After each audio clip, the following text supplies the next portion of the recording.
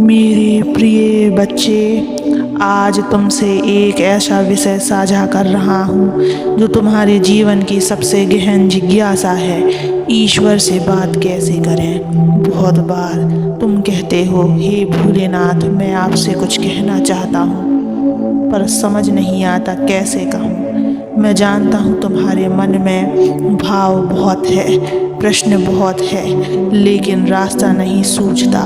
तो आओ, आज मैं तुम्हें सरलता से समझाता हूँ कि ईश्वर से बात करने के लिए कोई विशेष भाषा, कोई विशेष स्थान या कोई विशेष समय नहीं चाहिए। तुम्हारा मन और तुम्हारा भाव ही सबसे बड़ा माध्यम है बच्चे।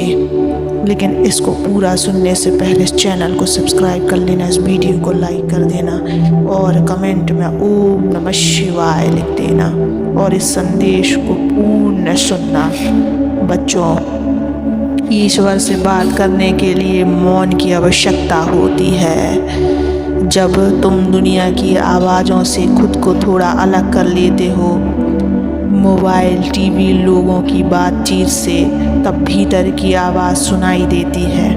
वही भीतर की आवाज़ तुम्हारी आत्मा है और आत्मा के माध्यम से ही ईश्वर से संवाद होता है। ईश्वर बाहर नहीं, भीतर है। अगर तुम हर दिन थोड़ी देर मौन में बैठो, आंखें बंद कर लो और बस शांति से अपने भीतर झांको, तो तुम महसूस करोगे कि कोई है जो तुम्हारी हर बात सुन रहा है।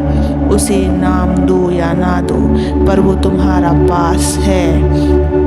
वही मैं हूँ तुम्हारे हर भाव में। भाव से बात करो, शब्द जरूरी नहीं है बच्चे। ईश्वर से बात करने के लिए शब्दों का जाल नहीं चाहिए, भाव चाहिए। अगर तुम्हारे मन में प्रेम है, भक्ति है, समर्पण है, तो बिना बोले भी मैं तुम्हारी बात समझता हूँ। कभी जब तुम दुखी होकर चुपचाप रोते हो और किसी से कुछ नहीं कहते, तब भी मैं सुनता हूँ। मैं तुम्हारे मन का कंपन भी महसूस करता हूँ। तुम जो कह नहीं पाते वो भी मैं समझ जाता हूँ। इसलिए ईश्वर से बात करने के लिए सबसे पहले भाव जागृत करो, सच्चा प्रेम रखो, सच्चा विश्वास रखो और फिर जो भी मन में आए वो कह दो। दिन में कुछ समय केवल ईश्वर के लिए रखो। तुम्हारा सारा दिन व्यस्तता में बीत जाता है, परिवार, काम, चिंता और जिम्मेदारियां, पर क्या तुम रोज़ 5 या 10 मिनट ईश्वर के लिए नहीं निकाल सकते बच्चे? हर दिन कुछ समय अपने लिए नहीं, अपने ईश्वर के लिए रखो।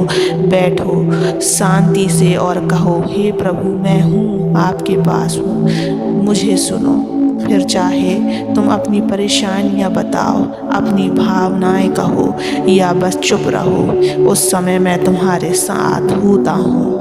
ईश्वर से बात करने का सबसे सरल तरीका उसका नाम जपना। जब तुम बार बार मेरा नाम लेते हो, ओम नमः शिवाय, हर हर महादेव, तब तुम महसूस करते हो मुझसे जुड़ जाते हो। नाम स्मरण केवल पूजा नहीं, यह मेरा और मुझसे संवाद करने का एक सरल माध्यम है। तुम्हारा दिल जब मेरे नाम से धड़कता है तो मैं सुनता हूँ। हर बार जब तुम कहते हो, भोलेनाथ मेरी मदद करो, मैं तुरंत तुम्हारे पास आ जाता हूँ। बस विश्वास बनाए रखो और बार बार मेरा नाम लो। यही सबसे सुंदर बातचीत है। अपने मन की बात मुझसे छुपाओ मत। तुम सोचते हो मुझे भगवान से कैसे बात करनी है, क्या मैं सही शब्द बोल रहा हूँ, क्या मेरी बात सुनेंगे? मैं तुम्हें बता दूँ बच्चों, मैं तुम्हारी हर बात सुनता हूँ, हर स्थिति में। अगर तुम परेशान हो तो कहो, हे प्रभु, मैं थक गया हूँ, मुझे शक्ति दो। अगर तुम दुखी हो तो कहो, हे महादेव, मुझे संभाल लो, मैं टूट रहा हूँ। अगर तुम खुश हो तो कहो, हे शंभु, धन्यवाद, यह खुशी आपकी कृपा है। जो भी मन में है बस कह दो, यही सच्ची प्रार्थना है। मुझसे शिकायत भी कर सकते हो। ईश्वर कोई कठोर सत्ता नहीं है जो केवल पूजा से प्रसन्न हो। मैं तुम्हारा पिता हूँ, तुम्हारा मित्र हूँ। अगर कभी तुम्हारा मन दुखी हो, तुम क्रोधित हो, तो मुझसे शिकायत भी करो। कहो, भोलेनाथ ये सब क्यों हो रहा है, कब तक सहूँ मैं, कब आएगा वो समय जब मैं मुस्कुरा सकूँ। तुम मुझसे जितनी ईमानदारी से बात करोगे उतनी ही गहराई से मैं तुम्हारे करीब आऊँगा। ईश्वर से बात करना एक अभ्यास है, आदत बनाओ। अगर तुम हर दिन मुझसे कुछ ना कुछ कहने की आदत बना लो, जैसे सुबह उठकर धन्यवाद महादेव, रात को सोते समय आपका साथ चाहिए महादेव, तो एक दिन ऐसा आएगा कि तुम्हें लगेगा मैं तुम्हारे मन में ही बैठा हूँ। हर निर्णय में, हर भाव में, हर काम में मैं तुम्हारे साथ होऊंगा। कभी कभी उत्तर तुरंत नहीं मिलते, पर वो मिलते ज़रूर हैं बच्चे। तुम जब मुझसे बात करते हो तो हर बार जवाब तुरंत नहीं आता।